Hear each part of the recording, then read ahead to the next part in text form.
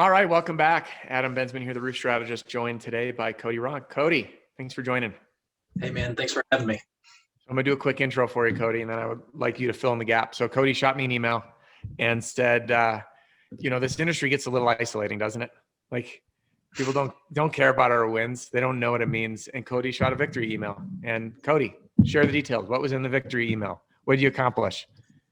Yeah, so I was super excited to send over to Adam. I used some of his stuff beforehand, kind of letters and some of his programs, and sent him over that a property manager wanted me to do a roof for a 1,500 square multifamily unit here in Mobile. And super pumped about it. I was up in the air doing one of these and all those sorts of things. And, I just wanted to tell someone that I had won, essentially. Yeah. So that's kind of what the deal was about. So. Yeah. Not only did you win it, but what number in sales? I crossed $1 million in sales my first year. So that was it was about month 7.5, 8. So $1 million in sales. We'll round up to 8 months, even though it might be 7.5 in your first year. That's awesome. By the way, congratulations. And I know what it's like to just like your family's like, hey, I sold this property. They're like, what does that mean? I don't care. Good for you. Yeah. You're like, do you have any idea what that means? You know how good that feels? Do you know who I am? Yeah. So congratulations, man. It's inspiring Thanks. to see such big numbers pulled, especially by a first year person in 8 months. So talk us through it. So many people that tune in are brand new. So many people have been in a while or experiencing sales slumps. So I'd love to hear your story. Where were you in life before meeting roofing sales? And how did you find it? Yeah, so I moved to Mobile about 2 years ago. I was living overseas. I was in the Marine Corps 2010 to 2015. Got a clearance that allowed me to go do some IT work overseas, doing some contracting work for DynCorp International. So I was doing fiber tech stuff there for about 2 years. And I moved here to be closer to my girlfriend, my long-term girlfriend. I didn't have a plan. Didn't have a job. I just knew I had some money in the bank. Was blessed enough to be able to have money to buy cash a condo here. So I spent my first couple months here, kind of just working on the condo and taking naps and those sorts of things. Wasn't working or anything. Kind of applying for jobs and whatnot, thinking that, I had a commercial construction background with my dad and, being able to do, these techie things. I didn't think I would have a problem finding a job, but then 4 months went by and nobody bit, and that's when the HOA came and sat us down, and we had this HOA meeting, and this developer group said, hey, we're going to buy the majority of these condos, and everyone else who stays has to pay a $20,500 special assessment, and it's due in 4 months. So I'm like, man, almost out of money, spent all my money because I was just kind of living. Couldn't be lended to because I had kind of bad credit at the time because of some things that happened in the past. So I had to decide what I wanted to do. So I went to business for myself, installing floors. And so I did laminate and vinyl flooring, started my business called the Dutchman Group, and kind of did my best using Thumbtack to do these things. Didn't get it, 4 months went past, and I was just stressed out the whole time trying to save up this money. Didn't realize how much it actually cost to run a business. Did no planning prior to that. So I did that for a little while. It was from November of 2019 until probably May the following. And eventually, this past year, just borrowed money from my parents as on a loan. But in May, after applying to, I don't know, probably 250 some odd jobs. I counted them. I was just checking them off. Finally, a recruiter reached out to me and said, hey, take this assessment and see how you do. And I'm like, okay, I'll do it. And apparently I, did pretty well on this assessment or whatever, and said, hey, there's somebody in here who wants, looking for a sales position. It's for roofing. Are you interested in roofing? I said, I'm interested in anything but this right now. This is what I'm looking at. And talk to the owner of the guy that I'm working for now, and the rest is history. So, man, it's such a wild story, going from that financial stability of paying cash for a condo to feeling desperate. I also had to ask my my mother for money, and it's not a good feeling to have to turn to family on that.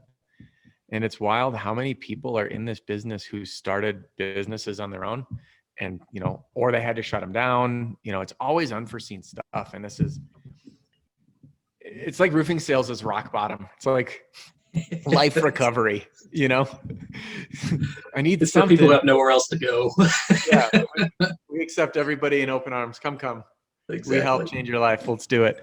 Dude, that's so great. So first company you're with and then growing. So are you commission only? Do you have a base pay plus? Like how does that work for you? You don't need to share any of the specifics. I was just curious for folks who might be tuning in.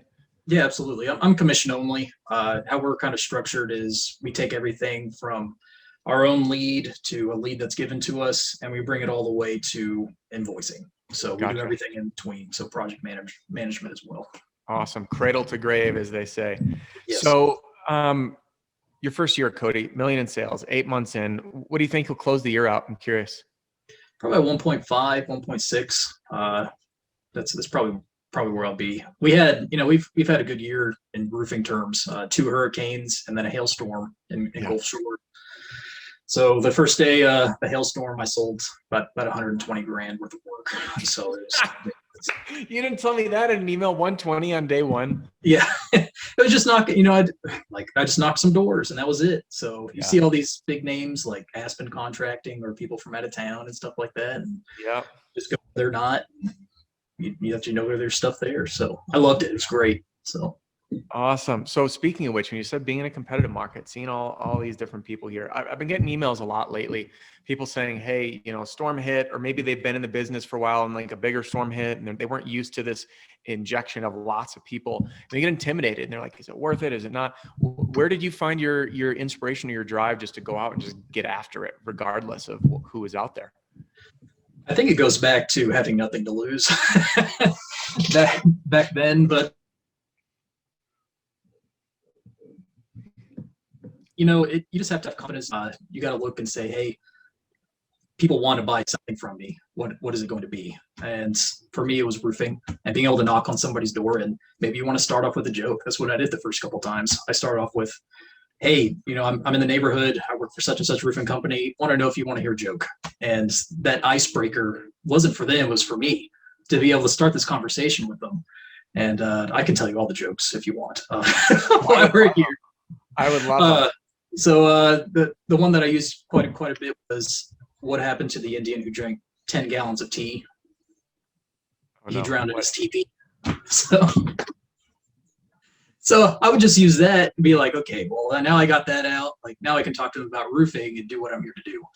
And it worked great. No, that's that kind of got over it. I wasn't really shy too much. Like I'm a pretty good people person, but I think getting me to go and knock on doors just in my free time was like I had to convince myself that this is what I needed to do. So. Yeah, and I do want to get into that. I want to know when we do these interviews, I really like to kind of find those key things and highlight them in case people missed it. You'd said that starting the conversation at the door was what it was all about. And it's so funny how many people focus on the perfect pitch and word vomiting out the blah, I'm here to do this. And it's like, no, you're there to start a conversation. The pitch is later. It's fun. It's like coming from a sales trainer to be like, what's the first part of your pitch? Don't sell anything. Your first part of your pitch is not pitching. It's starting a conversation because now you have their attention. Right. It clearly worked for you. 8 months in and $1 million sales. So, tell me about what you did to find the courage or the motivation to get out and knock doors in your free time, because it ain't easy. And I'm going to guess the owner wasn't breathing down your neck to get out there. It was kind of on you. No, he kind of just left us to go kind of do our own thing. So he's very like, if you want to succeed here, you will. If you don't, then we'll find somebody else. Yeah. The door is there. Right. Exactly. The door is elsewhere. So, for me, I just enjoyed it, having found something finally, because I went through IT, I went through general construction as a superintendent to, doing my own flooring stuff. Like it took me a little while to figure out that roofing is what I want to do. But within a month, like even before I found any kind of success, I was like, this is it. Like, this is what I want to do for the rest of my life. And like, I know like one day I'll probably delve into entrepreneurship and start my own roofing company. That's not now, but I'm trying to learn as much as I possibly can. So even if I'm, out knocking doors or like I'm selling, when I come home, I'm reading roof blogs, like, or I'm reading, how I learned about shingle application was reading the Certainty manual. It's really boring, but like once you see it and then you go sit on a job, you're like, there's nothing to this, Yeah. and I think that helped a lot as well. Just being able to be passionate about something that you're selling. I'm glad you did that. It's funny you read the install manual. People reach out. How do I get the basics? Read the manual. Yes. I mean, it is boring, but like if you actually want to learn, it's easy. It's free. You can get them at any supplier. They're online. Right. YouTube it. I met with a GAF rep the other day. Her name was Amanda. She was awesome, and I just found out GAF has a free training center as well to teach you all the basics. So I'll be passing that along. Nice. What was your biggest obstacle? What was the hardest thing for you when getting into this industry? I think it was pretty spoon-fed initially. I knew that immediately, like I saw ROIs on going to property management companies or repeat business essentially. Mm-hmm. So that's kind of where I was kind of going. I didn't know how I was going to do it, but I knew that was going to be the ticket to get to greatness. So I started in June, I guess July 1st. Not greatness, that sounds kind of full of myself, but I started July 1st, and then the first hurricane hit in September. It was like September the 15th, I think. Once that hurricane hit, still in the middle of kind of financial duress. Within a couple of weeks, my truck went out, and I didn't have the money to buy otherwise because I was kind of trying to stay afloat. So graciously, I was able to use a 91 Suburban is what I drove around during the storm. It's fantastic. You put the plywood on the top, the bed, like the back of it keeps your stuff in there, but it's not what I wanted to be driving. So you could only go about 60 miles an hour before it started to shake and feels like it was about to fall apart. But when that storm hit, that was probably the most difficult few months of my life. Everyone else, you kind of look around. We had a guy who sold, it was almost 4 million this past year for it, and super excited for him. All these guys doing fantastic, but I felt I was just chasing fires the entire time, and I didn't like that too much. But I couldn't mentally get over that. I was just like, man, this is how it's going to be, and eventually, you'll get past it. But I just kind of didn't until it was time to sell my condo essentially. So I think probably what I would have done if I could look back is taken a step back, took a breath, and been like, there's tons of work out there. Like everybody's like first person on the door, first person this, like if you're the first person there, like that doesn't really matter. Like, yeah, there is a sense of urgency, but if you get, we're still dealing with hurricane damage now, and we're almost a year, we're I guess like 6 to 8 months afterwards. Like take the time, make a plan, and just get after it that way, and stay in one spot, choose a spot, and like just work that area. So that's golden advice. Choose one spot and stay there. Yes. I just got a text this morning from someone. Last year it was great. I found a neighborhood, did 15 jobs. I'm like, that's awesome. And then try to get 30, 40, same spot. Except some of the drives, it'd be like an hour and a half. And so you could do like, hey man, I could get in here and like talk to 40 homeowners and get 10 of them or whatever it may be. But instead I went from one side of the bay to the other side of the bay and back. And that was the day. So yeah, isn't that the windshield time? So when you mentioned chasing fires, what do you mean by chasing fires? Like you felt like you were running around chasing fires? It would be like the repair guy didn't show up. Maybe, a crew was missing one piece of drip edge, which drives you bananas. Or, hey, like the crew's finished. I want all these materials out of my yard. Yeah. You could go on forever, whatever it may be. This person needs an invoice and they need it right now. So just stuff like that. So urgent things, a lot of production stuff, and feeling pulled in a million directions. Yes. Yeah. So and it's hard to prioritize. So It is. It is. I need to get one thing out of the way. This is black coffee for anyone watching. It's a solo cup. It's ceramic. Every time, it's my favorite coffee cup. Every time I'm like, they're probably thinking I'm drinking a cocktail on the show. I'm not.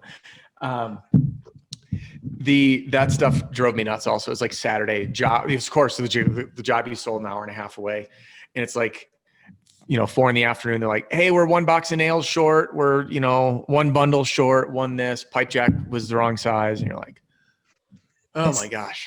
And you're home with your pants off already. Like, I know exactly. Like I'm done for the day. In one thing in the complete sales strategy, which you had access to, it's why I end with productivity things, is most of us don't realize you're going to get so busy that you can't keep up, that it's like, it's funny. It's like, when I'm curious, let me know if this has happened to you. You start off, you're like, can I even sell enough? And then fast forward a few months and you're like, I'm so busy, I barely have time to sell. Yes.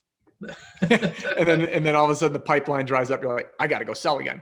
And that, when you stay in the same neighborhood, you get that traction, then it becomes level and you got to prioritize. So what kind of planning and productivity tips would you give to your former self, looking back on how to stay organized and manage your time? Yeah. So we're a pen and paper company whenever we first started. So every time, like, I forget how many I counted, but it's like 4 touches before you can, before that person's signed and you're ready to go. You got to pick the color. You got to pick up your deposit. You got to drop off your estimate. You got to pick up your estimate, whatever it may be. But I decided, I just made the decision on my own to go digital. So I got Job Nimbus on my own. Like I just went ahead and pulled that out. Company Cam. I'm not trying to advocate for these things. I don't know if I'm allowed to do this. No, that's totally fine. I'm not an affiliate of anybody. And if it's helpful stuff, people should go pursue it. Company Cam has saved my life. It's what it feels like. Just being able to have every photo in one spot. I use a lot of Sumo Quote. Awesome. Just because I really liked it. It helped me kind of professionalize the estimates that I was putting there. And then, I'm trying to get into e-signature, but I have to figure out how I want to do it within company guides. Sure. As far as productivity, like, man, keep a calendar. I use Google Calendar, and you're like, hey, you start with appointments, and you're like, hey, I've got this appointment at this time. Okay, I've got 2 hours between here. I don't really want to put another appointment there. I'll just make some other productivity time and maybe put, I don't know, this is the time I'm going to write estimates, or maybe this is the time I'm going to do all my follow-ups or something like that, and just block it out. Once you do that, you look at it, and you're like, oh, it's time to block, or it's time for these follow-up calls. It's not time for anything else. It's time for this. And then you kind of prioritize your day like that. I do the same thing on a calendar. And then I also do my daily plan on it's booting now, or it was sleeping, but my little tablet, digital tablet. And that's huge. That should be for everyone listening. All aspects of your life should be planned. I love that. So we didn't touch on this. Thank you for that, by the way. Everyone watching or listening is probably like, well, how'd you land the big commercial property? So the big whale that set you over the $1 million mark. It's a $400,000 sale is what you mentioned, right? Right. And how do you land that one? Right time, right place. So I saw them, and I driven by them, like, I don't know how many times, just on the way to somewhere. And it's like, I'll stop in and say, hey, because I don't want to call them and they just be like, I'm just another roofer or something. So I got over that, and I finally called them. And she's like, yeah, I'll take your phone number down, do whatever, I'll pass it along to the community manager. And fortunately, the community manager at that time was there. And so I guess what it turned into was actually 3 apartment complexes. And so when they were like, hey, could you give us a proposal for this? She called me like the next day. And I was like, well, yeah, yes, I'll do anything, to get this thing. And so I, canceled all my appointments for that week. Kind of looked at everything, and I just spent 40 hours. That was probably closer to 50 hours putting together a proposal to give to these people that made us look like we are the kings of Mobile. And so I used I spent time, I went to each site, and I used Company Cam to take photos and be like, hey, here's where we're going to drop the trailers.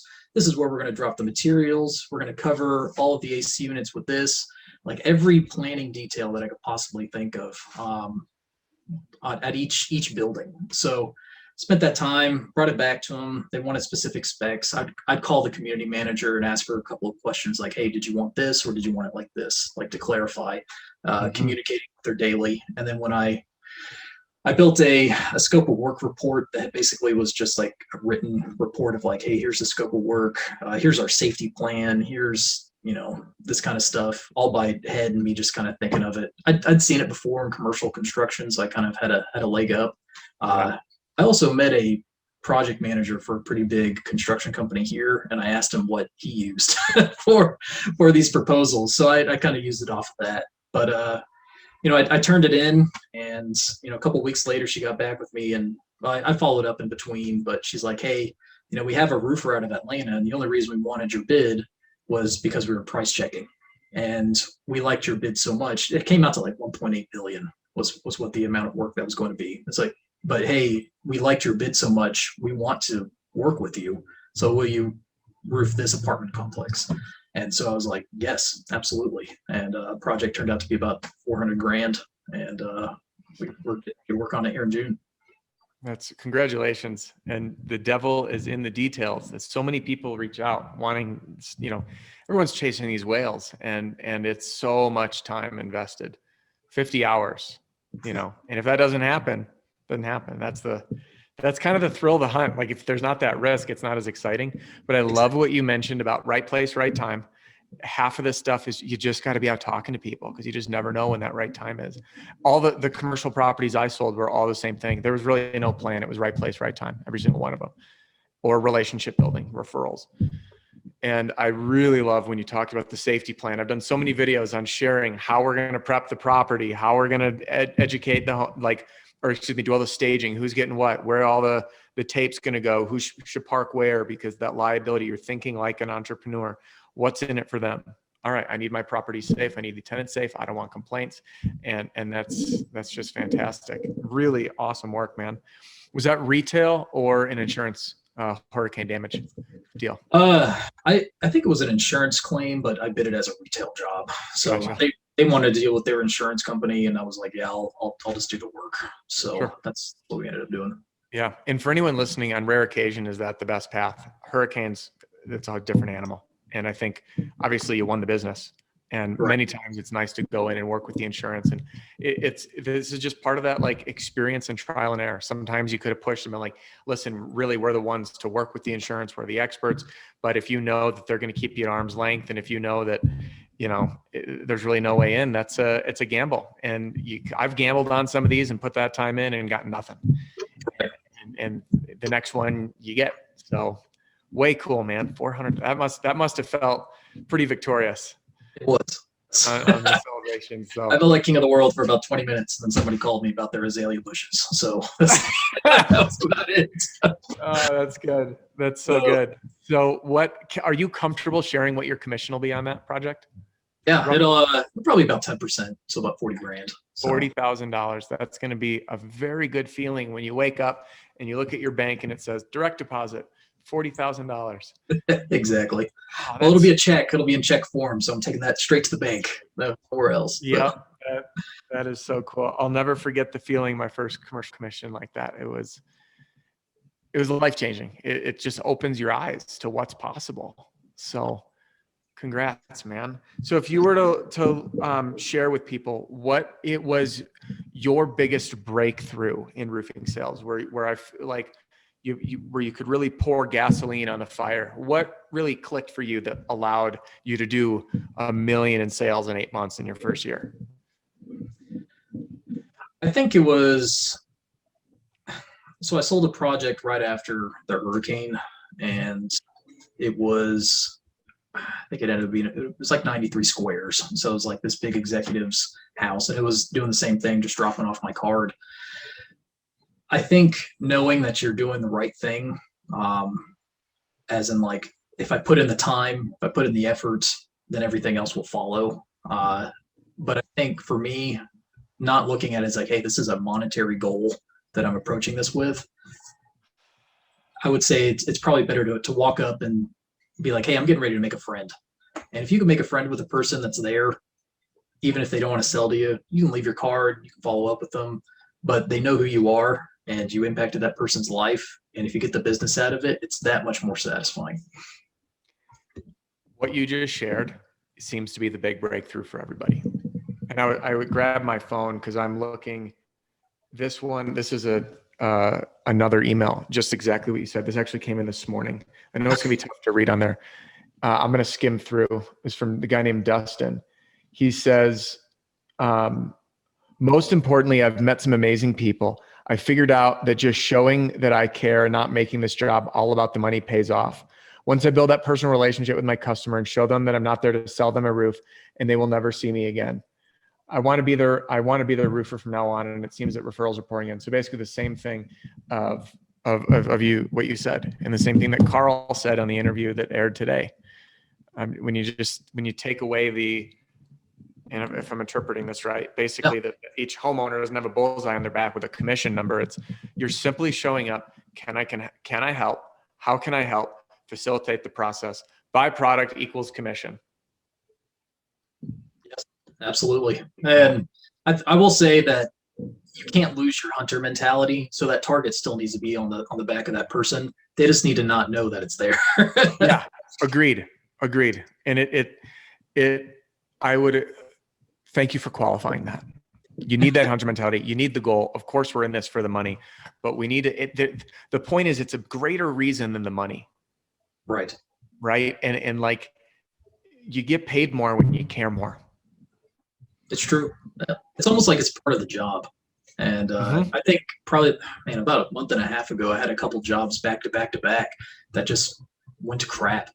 And one was like, hey, they dropped wood through the ceiling or something something broke off and went through, and they were pretty angry about it. And then kind of something similar happened. Literally, somebody's prize-winning azalea bushes got crushed by shingles coming off the roof, and just stuff like that. But being able to go there, and because I had built that relationship and talked to them like people to people rather than contractor to customer, you could talk them down and be like, hey, look, I told you at the beginning, this is the expectation. Roofing's messy. You're getting this amount of weight off of your roof. It's coming down onto the ground.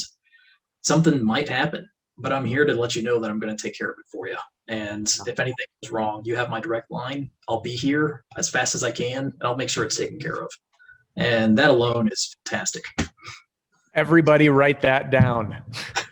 The right expectations. I'm curious because I say like the same thing in some of my videos. Did you ever hear me say that? Because if you didn't, you and I think alike, which is that's where I learned it from you. So I was curious because I was like, man, that sounds just like what I say.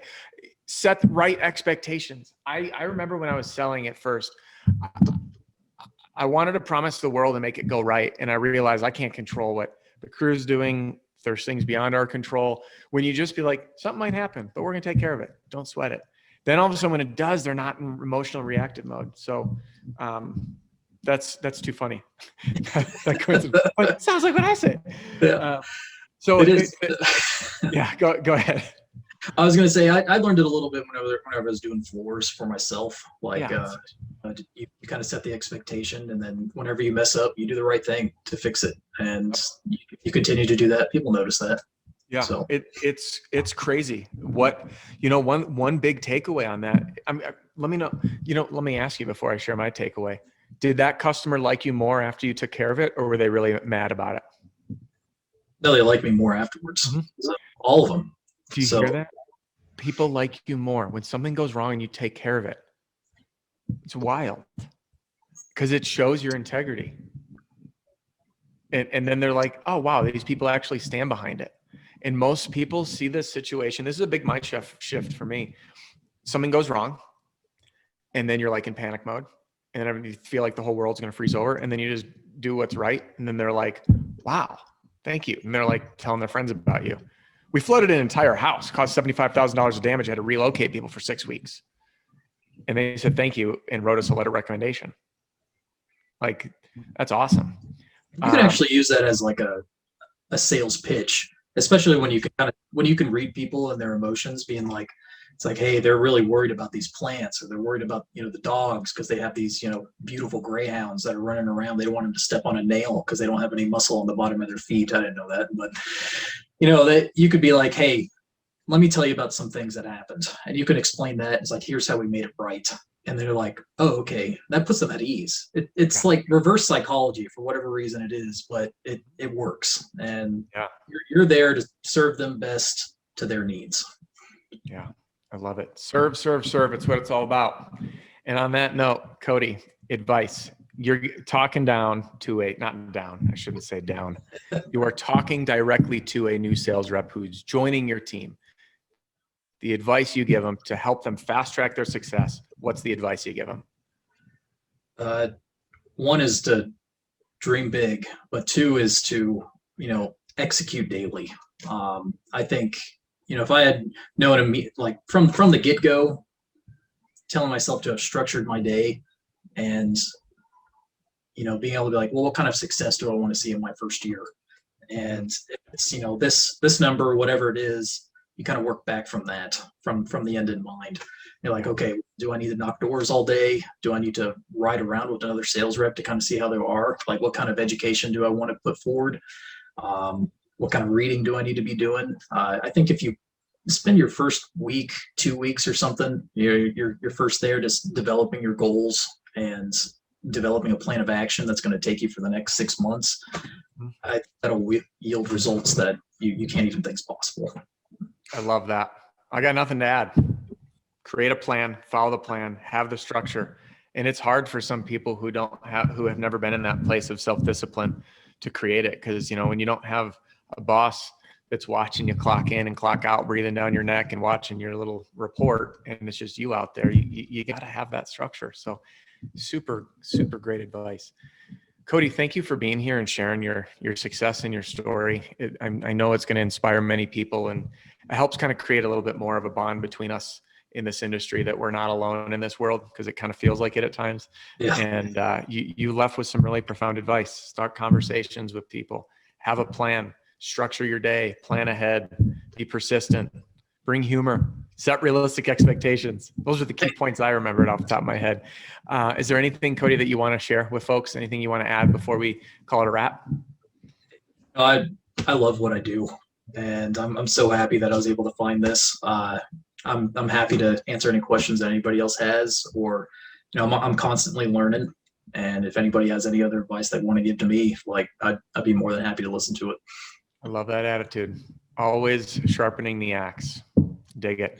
Cody, thank you for being here. Appreciate it, man. Thanks. Hey, if you're new here and you want to download a copy of the Pitch Like a Pro Roofing Sales Training video library, there'll be a link. And if you want to watch more interviews and learn how to be a 100K earner, playlist over here. We'll see you next time. Cody, thanks again.